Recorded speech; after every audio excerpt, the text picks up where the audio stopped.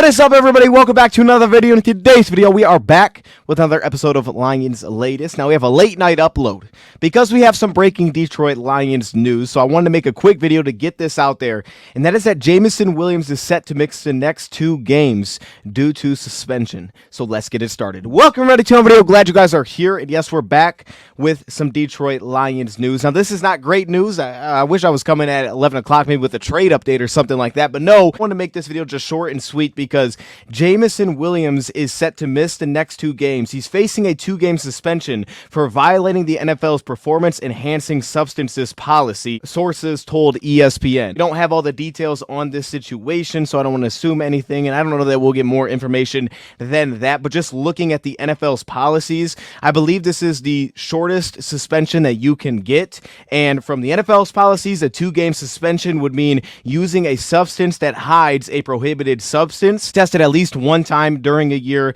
by the NFL, maybe more times than that. So I guess there was maybe a substance that was hiding another substance potentially that was prohibited by the NFL. PES policy, so I don't know for sure that means it's a performance enhancing substance that he took, or maybe it's just something to kind of cover up something else that he had. I guess according to the NFL rules, that could be simply as just alcohol potentially, celebrating the win that we're first in the division. I'm not sure. It could be a few different things, and I don't know the details on it, so I'm not going to act like I know the details on it, okay? I'm not great with these things, but I do know that Jameson is set to miss in the next 2 games, and Jameson's statement on this, according to Eric Woodyard, shout out to Eric Woodyard, says, "I'm in good spirits, just ready to get back with my brothers ASAP soon as possible."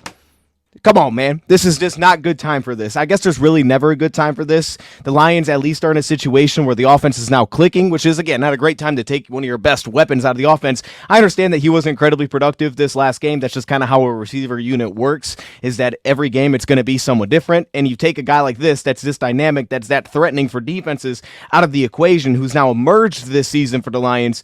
Just never a good time for that. Now, for the Lions, the next 2 games, Tennessee Titans, Green Bay Packers, and of course, it's that second one that's really the big one. I mean, that's the divisional game, and nobody's losing in the division. The Packers just beat the Houston Texans, so to not have him for that game is massive. Now, the positive is the Lions have had to go through not having him. We know that we had another situation that he was suspended for, which was not the same situation. It was the whole gambling situation that he was suspended for in the past, and it was shortened, but during that time, Khalil Freeman was able to fill into some of that role just because of his vertical speed and the threat that he has there. And we know this last game, Khalil Freeman really rose to the occasion for us for the first time since the Tampa Bay Buccaneers game. Tim Patrick has come along and really filled out into a real role. We still have Amon-Ra St. Brown, and then also you can go to some of the depth and look at guys potentially like Allen Robinson, who we really haven't seen much of yet, but he's here with the Lions if they need to go to that kind of depth. They should be okay, but there's just never a really good time to lose Jameson Williams, and you hate that it's something like this.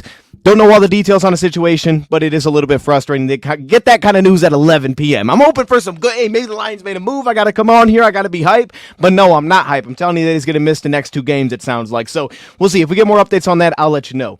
Now, a quick little side note, David Montgomery, who was banged up in our last game, but did return to the game. We saw him on the bike. He returned to the game. Didn't have the biggest game. Obviously, it was all about Jahmyr Gibbs. He had like 9 carries, 31 yards.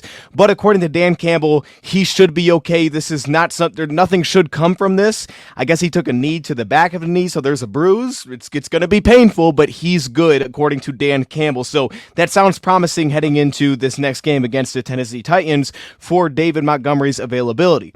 The other thing I'll quickly touch on is hearing Dan Campbell. They asked him about the edge rusher position after this last game. Now, obviously, the Lions got it done. The Lions got production-wise really wasn't there from a pressure perspective, and Dan Campbell did say that they needed a little bit more. I mean, you look at Isaac Uku, had over 30 snaps, 0 pressures in this game. Levi, 0 pressures, over 20 snaps. Josh Paschal played 52 snaps. He was kind of in and out with an injury. He played 52 snaps. The guy had 2 pressures in this last game. James Houston did also have 2 pressures on 9 snaps, but they were a little bit late. We know that some of those plays kind of draw it on a little bit for the Lions. Maybe we'll continue to see more Mekhi Wingo, who kind of stepped into them a defensive end role. But I'll just say that I think a trade's going to happen soon. As I've said before, a trade will happen. I'm pretty certain that a trade is going to go down. It's just when. And I still believe that the 2 options of Josh Uche and Zadarius Smith, we've talked about over here are perfect options. I love both those options for the Lions. We'll see if it's anything outside of that. Definitely could be. We know the Lions do go outside of the box for certain moves.